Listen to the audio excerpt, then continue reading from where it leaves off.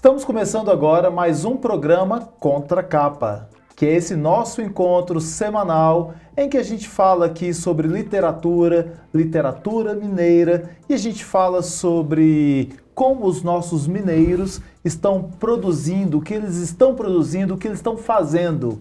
A gente sempre traz aqui um escritor, uma escritora de Minas Gerais ou que tem uma forte ligação com Minas para poder falar sobre a sua vida e as suas obras. E hoje a gente está aqui, olha, sempre, todos os nossos convidados são muito especiais. Mas a gente está aqui com uma lenda. Eu vou apresentar a lenda para vocês e eu quero realmente que hoje ele fale bastante, conte a história dele, porque é uma oportunidade nossa de ter acesso a uma pessoa que tem muitas histórias.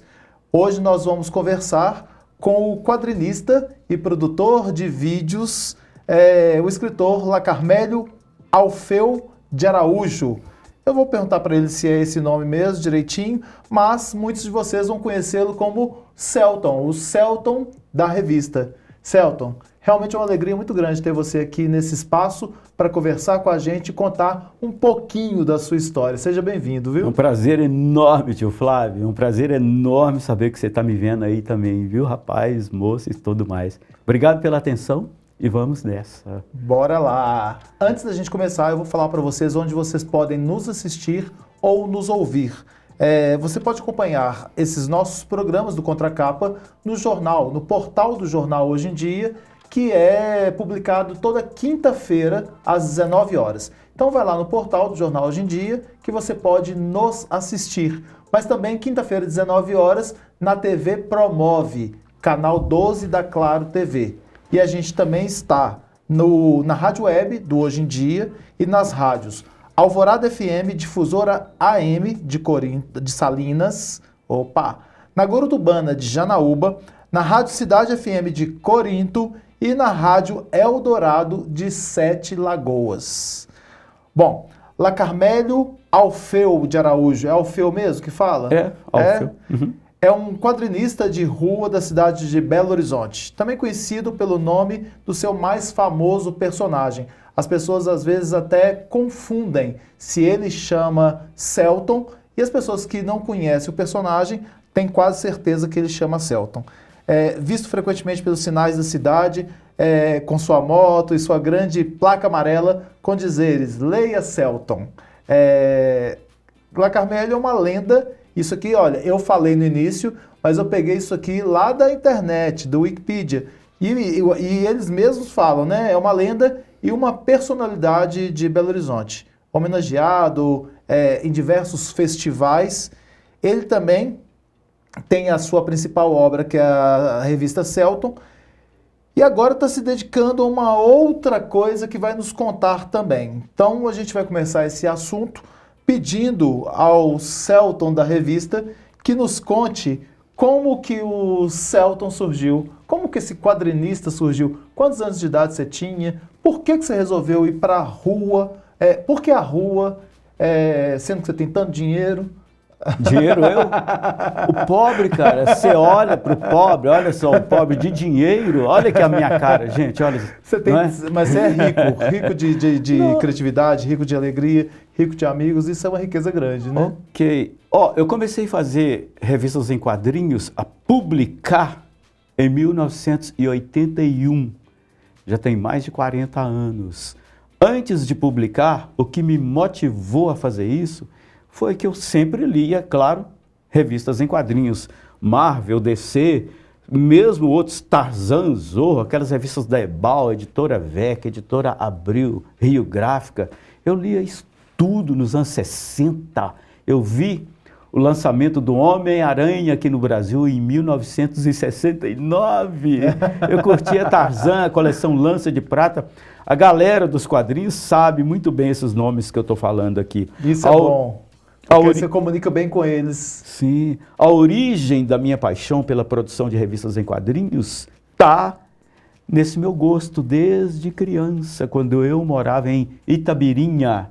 Itabirinha é uma cidade do interior de Minas Gerais, logo depois de Valadares. E lá e tal.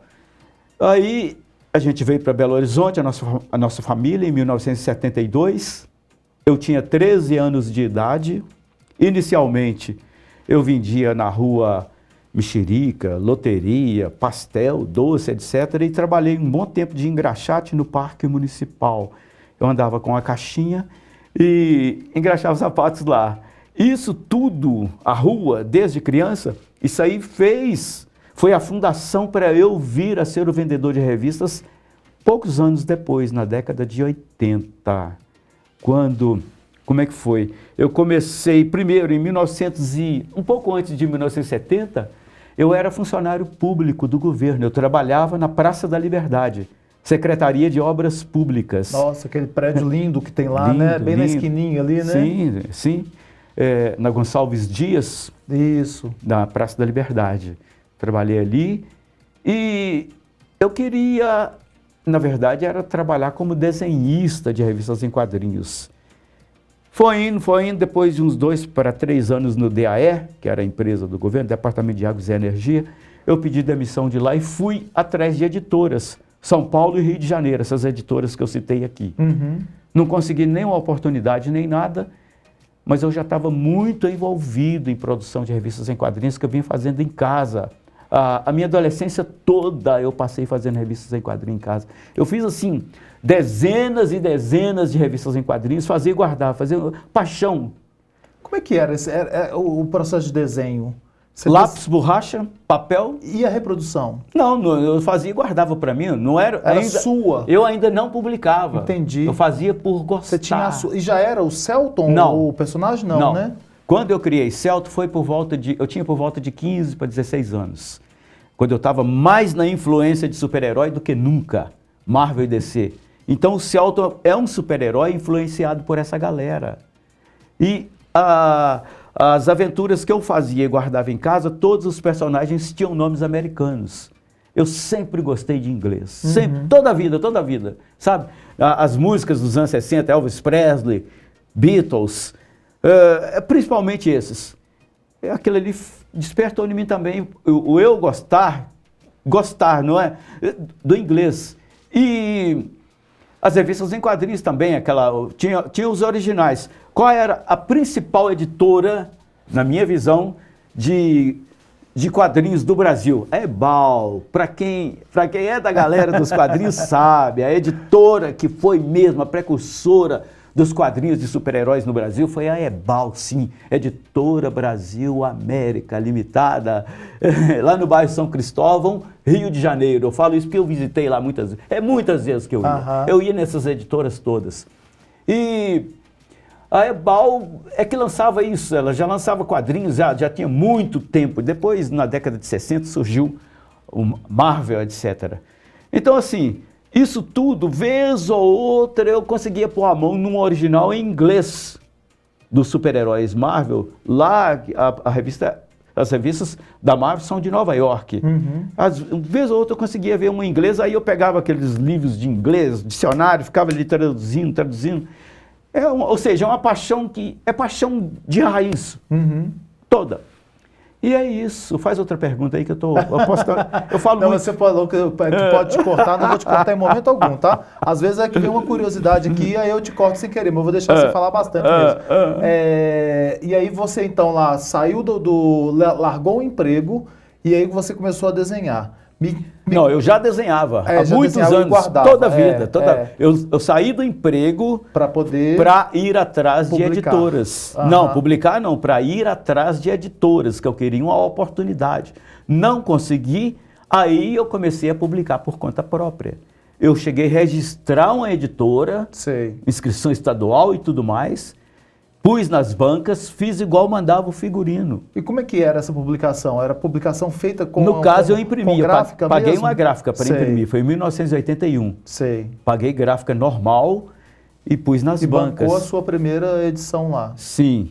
Só que não vendeu nada.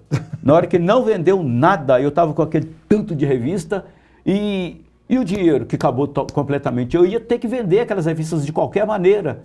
Por questão financeira, é claro. Eu nunca fui um cara de dinheiro. E comecei a vender na rua, saía com a bicicleta, megafone. Ainda não era placa, não. A placa veio depois, bem depois. E depois, então, nesse período também, eu fui descobrindo, eu vendia muito em bares bares da Savassi ali, eu vendia toda noite. E também, na gráfica que eu imprimi a revista, me disseram assim, o nome do cara é Francisco. Essa gráfica que eu comecei com ela, Lar dos Meninos de São Vicente de Paula, em Olhos d'Água. A gráfica era lá. É mesmo? Aí o Francisco, que eu devo a ele essa dica, ele virou para mim e falou assim, ô Celton, já me chamava de Celton por causa da revista. Começa a trabalhar como designer, ou seja, arte finalista para impressos gráficos. Você pode ganhar uma grana com isso. A revista não dava dinheiro. E eu comecei a trabalhar como... Fui numa gráfica, em outra gráfica, oferecendo meu serviço de desenho.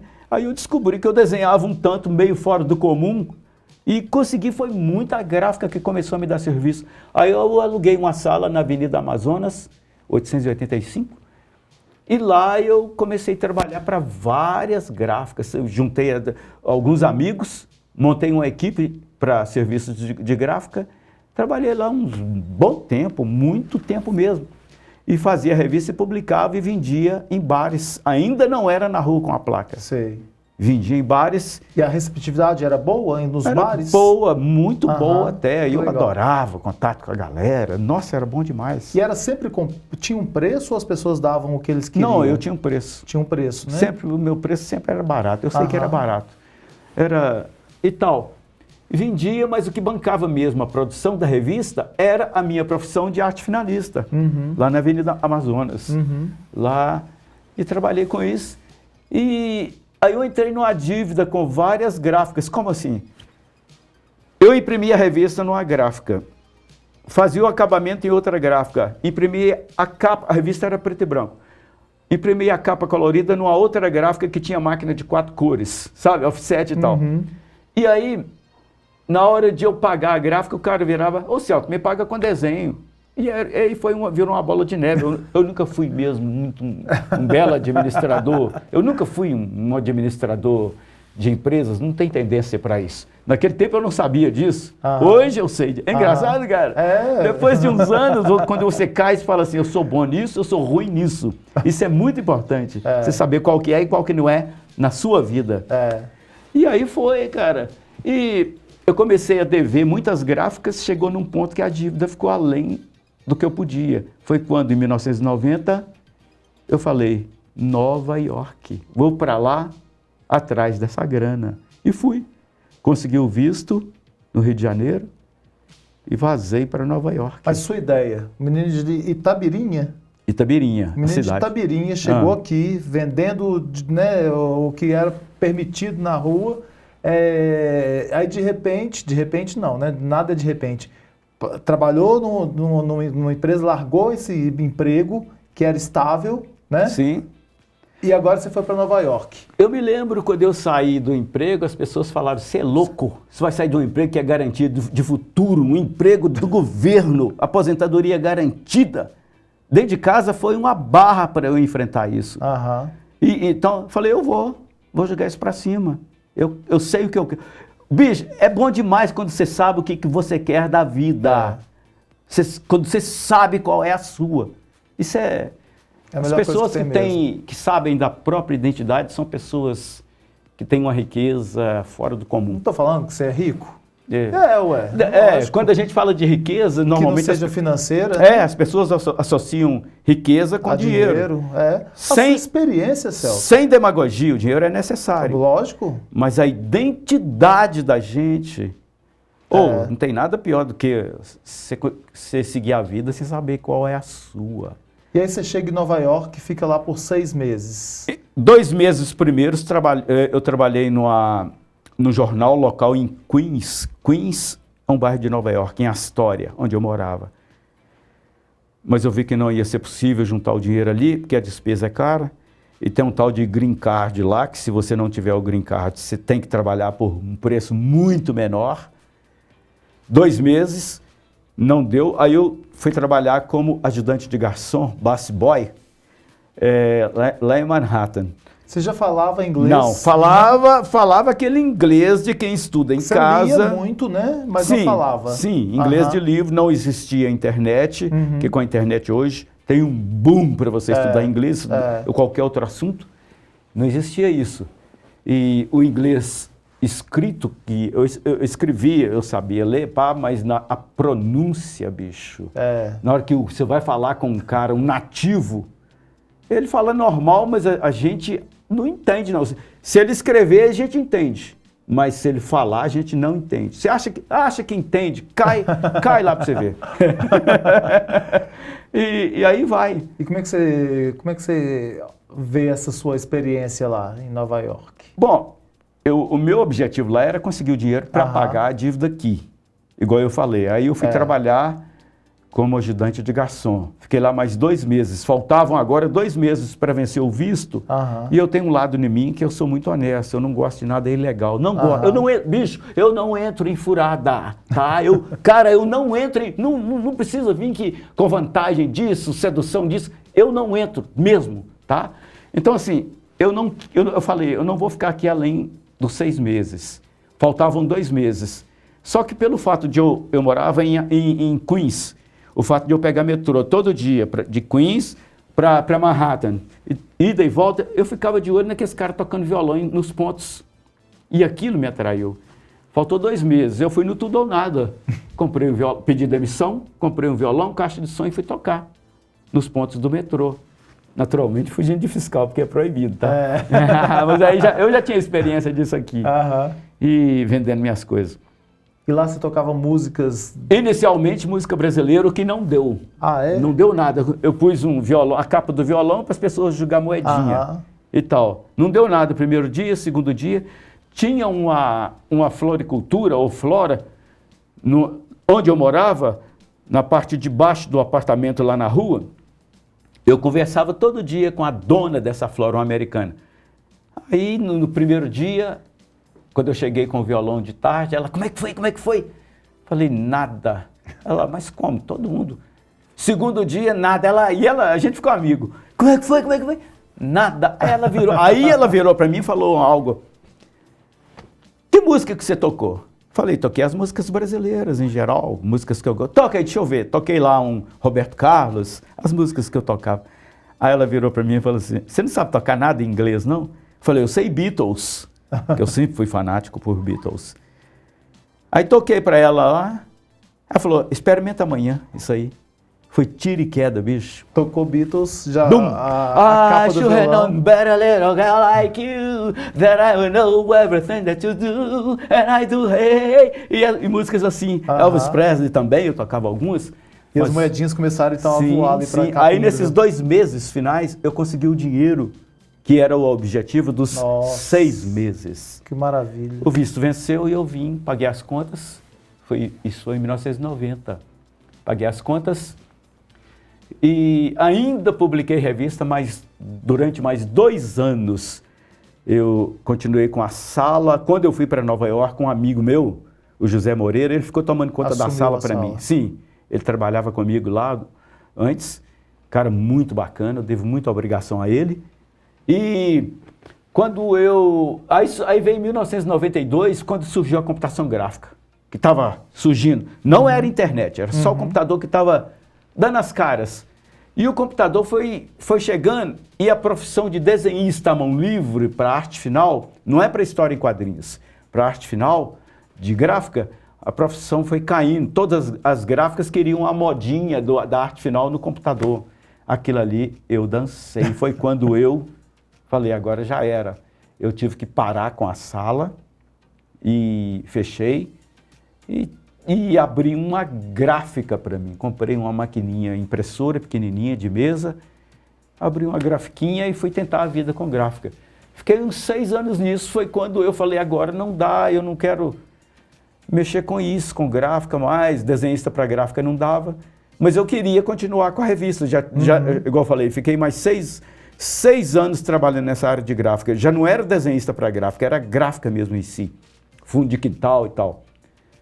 Em 1998, eu falei, agora eu vou voltar com a revista. Eu não aguento. É um vazio. É um vazio, tio Flávio, quando a gente é uma coisa. Sei lá, cara, a vida... Quando uma pessoa é uma pessoa idealista e tem um troço, tem um negócio que chama, é além... eu não sei o que é isso, não. tá? Eu tenho isso comigo, mas eu não sei o que é. E em 1998, eu falei, agora eu vou voltar, não quero viver mais sem esses troços. A área das artes em geral, ela me pira, cara, eu já sou meio esquisito, sabe? E é isso. Aí, só que eu falei, vender em bares eu não quero, porque não dá. A profissão de desenhista para impressos gráficos não dá. Como é que eu vou fazer? Foi quando eu comecei a olhar sinais de trânsito. Falei, espera aí, sinais de trânsito, a cada minuto o sinal muda. É como se a cada minuto eu chegasse num bar novo. E como é que eu vou fazer isso? Aí veio a ideia da placa. Não quero abordar ninguém, não quero encher o saco de ninguém. Compra a revista. A placa diz, estou vendendo revistas em quadrinhos, neste número, o nome da revista em pauta, o preço e segurar a placa e tal, tal. Deu certo. Só que deu certo mesmo. Olha que maravilha. Mesmo. Aí veio a mídia, a história da mídia, que eu acho que você já ouviu falar. E a revista explodiu, veio muito convite para palestra, muita encomenda de revistas para empresas, eventos para empresas. Essas aí eu nunca publiquei. A própria Petrobras me chamou para fazer 100 mil revistas, cara. Até hoje, isso assim, é fantástico para mim isso. Foram dadas de graça na rua. A Petrobras me encomendou uma revista para um evento, aquele festival de cinema que tem em Tiradentes. Aí a Petrobras, contratou, numa agência de modelos, contratou vários modelos masculinos e vestiu todo mundo de terno amarelo, que a essas alturas era o meu uniforme de vender revista, o terno amarelo. E todo mundo com a placa, edição especial de Celton, cortesia Petrobras. E o cara que protagonizou isso, me desculpe, eu sou obrigado a citar o nome, porque assim, eu sou muito grato, é o Arthur. Arthur, esse foi o cara que fez a coisa, sabe? Trabalhava na Petrobras, era o diretor de marketing lá, no Rio de Janeiro, e, pô, muito legal, cara, eu adoro. A Skol me chamou para participar de um comercial lá no Rio Grande do Sul, Santa Catarina, e foi tudo muito bacana. E aí, então, nasceu o Celton. Quem que é o Celton? Não, o Celton já tinha nascido, já existia. O Celton na rua. O Celton na rua surgiu em 1998, igual 98. Eu falei. Quem é o Celton da revista? O La Carmelho? Não, o Celton da revista. Que personagem é esse? O Celton que está na revista, que é o Celton da revista é eu. O Celton e o Celton na revista é o personagem que eu criei. Isso. Bom, eu sou o La Carmelho, eu sou a identidade secreta do Celton. E aí vai. Ou seja, eu sou um cara que...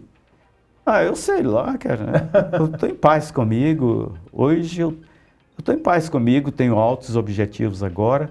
Estou com 66 anos de idade, estou com tantos objetivos, ou mais até do que quando eu tinha 20. É engraçado isso, cara. Mas não parou, né? Não paro, porque, assim, eu não consigo. A sua cabeça está agora em outra coisa também. Não consigo parar, não. Qual que é a outra coisa que você está hoje? A gente para nos períodos de derrotas.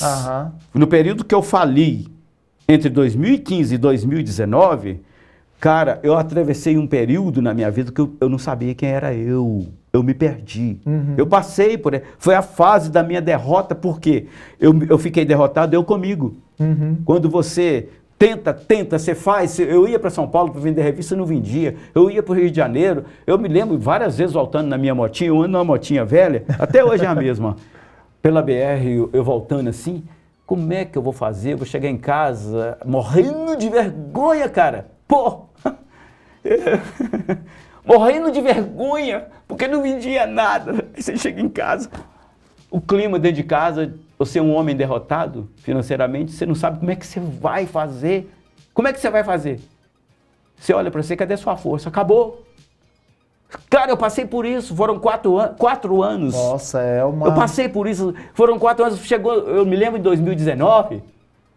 Puta merda. Eu olhei para mim, cadê eu? Você já passou por algo assim na vida? Não sei. Não tão pesado assim, mas... Cadê eu? Se você não sabe de você, as pessoas também que estão ao seu redor, elas começam a te ferrar. Eu passei por isso. E às vezes abandonar, né? Cara, eu fico muito emocionado.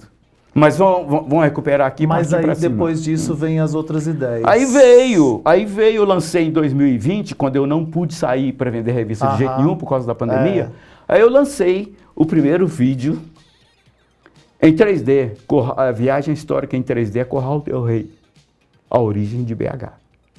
quando eu lancei esse vídeo, eu falei, gente, eu não estou podendo sair para vender revista por causa da pandemia e ninguém está podendo trabalhar mais. Isso aconteceu comigo também.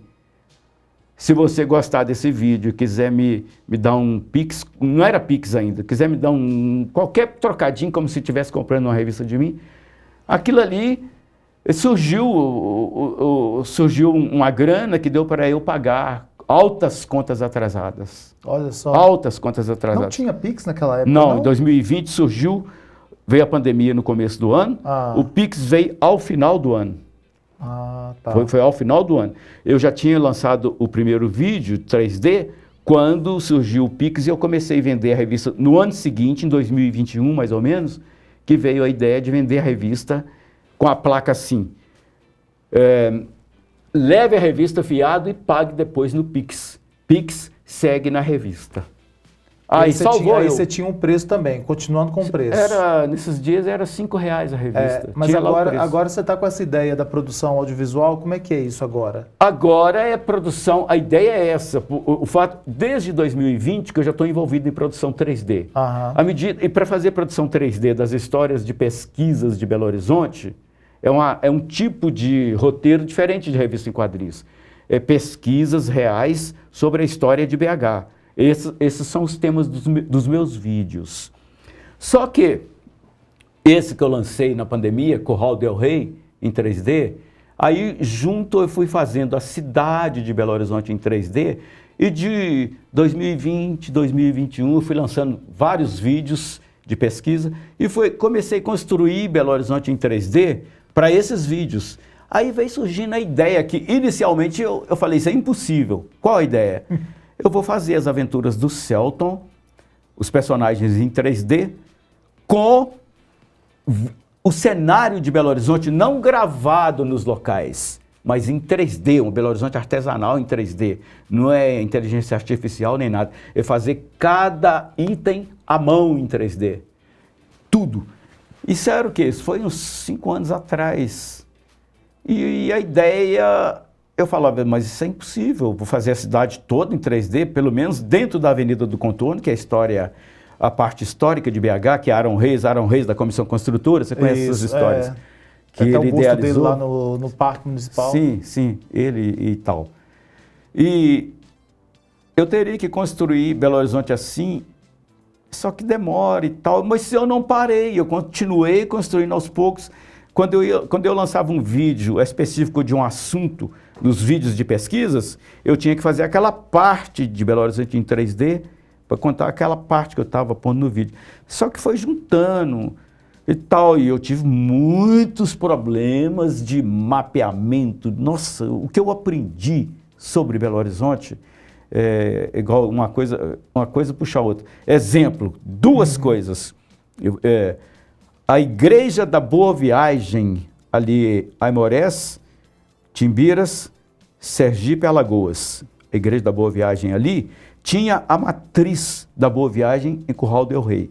Olha, no mapa que tem na Câmara dos Vereadores, esse mapa é assinado pelo Museu Histórico Abílio Barreto, pela Prefeitura de BH, pelos vereadores e por essa galera toda de Secretaria de Educação. Esse mapa está errado, cara. Esse mapa está errado. Ali diz que a Igreja da Boa Viagem ficava do lado direito, onde é a Igreja da Boa Viagem atual, do lado direito dela, um pouquinho mais à frente. Nunca foi ali. Como é que eu descobri isso? Na hora que eu fazia 3D Curral del Rey e 3D a BH atual, quando eu tinha que bater uma com a outra.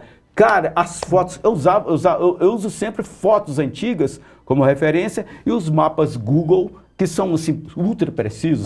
E também um outro mapa que é feito pela Comissão Construtora de Arão Reis, que foi feito entre 1894, que foi quando a Comissão Construtora chegou ao Arraial para começar a construção de BH. Eles chegaram aqui em 1894. Qual é a primeira coisa que Arão Reis teve que fazer? O mapeamento do Arraial. Então, assim, ele, os arquitetos e os engenheiros, todos, que é a comissão construtora, trabalharam nessa construção do mapa, que não é uma coisa que hoje você pega um satélite e vê instantaneamente. Não é, você tinha que fazer.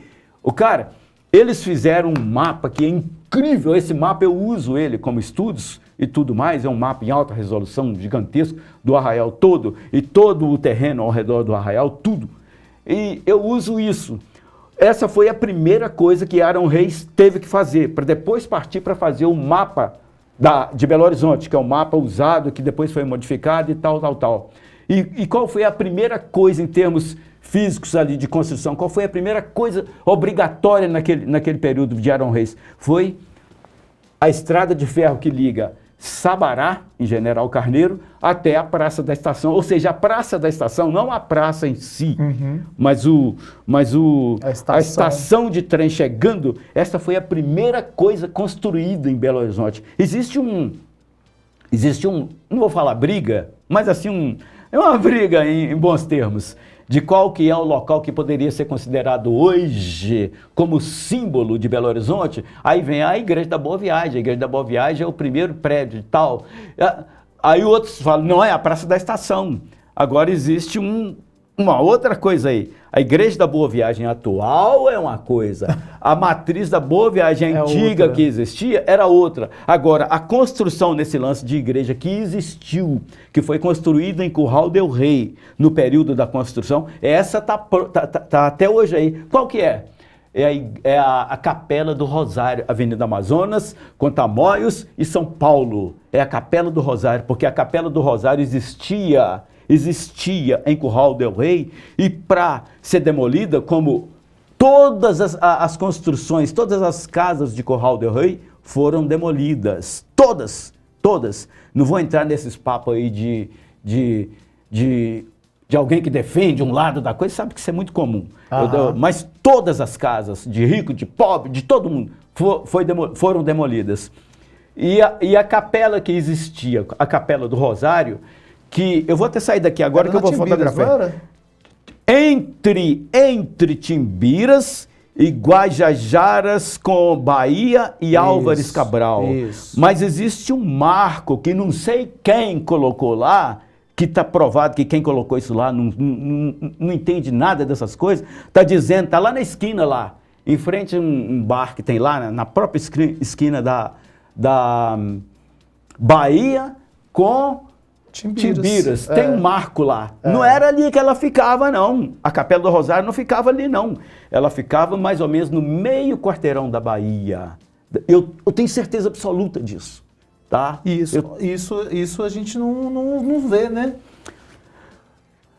Celton, o tempo voou. Cara. Eu fugi do assunto da revista, mas eu viajei, você está falando aí, eu viajei 3D aqui no que você falou. Mais 2 minutinhos para a gente poder acabar, então. Hoje, o que você tem feito, então, com essa produção 3D? Eu estou muito entusiasmado com esse projeto de 3D. Eu estou estudando 3D, assim, igual louco, porque uma coisa é o 3D para cenários, você fazer cenário. Outra coisa é juntar isso com o 3D de personagens em movimento. São programas muito complicados. Tá? Então a gente vai aguardar. Mesmo para quem tem experiência de 3D, que eu já estou tendo, eu vou te falar, mas o lance é o entusiasmo, cara. Aquela doideira que faz você ir. Isso aí faz você passar pelos obstáculos. Isso faz você ir. É isso que é, cara. É isso que a gente quer. Para te encontrar, Celton, você tem o canal no YouTube. Não, para me encontrar aqui com você aqui agora. Pronto, fica desse tamanho, cara. Para que preocupar? Mas no Instagram você tá também, não tá? Sim, eu tenho meu Instagram, Celton da Revista. Celton da Revista. Celton da Revista é nos mesmos, tanto o YouTube, Facebook e o Instagram. Apesar de que eu não tenho poder nenhum lá, sabe? Vamos ver. E também na rua, por aí, você está sempre por aí. Vou estar com a placa agora anunciando os vídeos. Então logo vem o primeiro. E o primeiro agora é Celton e o Capeta do Vilarinho, que eu vou trazer o Capeta do Vilarinho no filme. Contando essa história. Uma história de terror. Não! O Capeta do Vilarinho vai vir um personagem do mal. Quando eu fiz a revista... Dá tempo para contar isso aí ou não? Dá. Quando eu fiz a revista do Celton, o Capeta do Vilarinho, eu trouxe o Capeta do Vilarinho, o nome dele é Alex. Esse caso aconteceu em 1998, lá no Venda Nova. O Alex era um pegador de mulher, tal. Então eu criei uma história que uma das mulheres que ele pegou, ele engravidou essa moça. E o filho dele, do Alex, com essa moça, chama-se Alan. E o Alex, o pai, falou, eu vou, no aniversário de 13 anos do Alan, eu vou vir buscar ele comigo para o inferno. E esse é o tema da história do primeiro filme do Celton. O Celton tem que impedir essa ida. Só que o Alex, o Capeta do Vilarinho, da revista, ele é engraçadinho, tá? No filme é filme de terror. Ele Uai. está vindo, o capeta, o ente do mal, the devil, sacas? É isso, esse é o tema da revista, do filme. A E gente viram vai outros. ficar, a gente vai esperar, porque outras coisas boas vão acontecer e ele não para. Não para, não para não. Celton, muito obrigado pela sua presença aqui. Aham. Venha sempre quando você quiser, Obrigado, porque esse espaço bicho. é seu. Obrigado, tio tá? Flávio. Obrigado mesmo. Obrigado mesmo, cara. E além de obrigado por estar aqui, obrigado por existir. Por trazer pra gente tanta criatividade. Tudo isso agradeço a galera na rua, tá? Tudo é o povo na rua. Tanta gente que te ajudou, Tudo, né? Você falou do Arthur, você falou de várias pessoas muita aqui. gente. É. Todo mundo. Você está me ajudando aqui agora, me trazendo aqui no seu programa. Você está me ajudando. Isso tudo é ajuda, cara. A vida é isso. A gente fica por aqui, né, nesse programa que realmente para mim tem um peso especial, porque o Celton é uma pessoa muito especial para a cultura, para a história, né, de Belo Horizonte e do mundo. Agradeço a cada um de vocês e nos encontramos no próximo programa. Até mais.